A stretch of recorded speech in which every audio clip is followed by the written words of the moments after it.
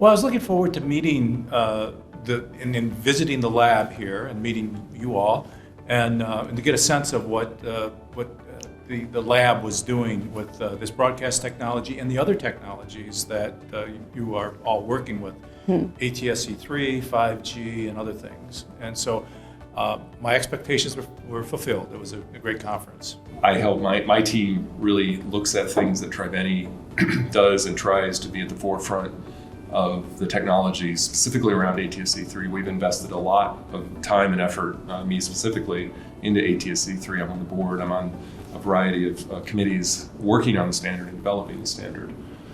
And I think that for me, this is really fulfilling, right? It's I get to teach all of that. I get to share that knowledge with folks like Himanshu and some of the other folks here, and I'm hoping to do that going forward too, and really being involved with the research. I like transferring that knowledge to people here at the university, whether it's professors or students or whomever, or research folks.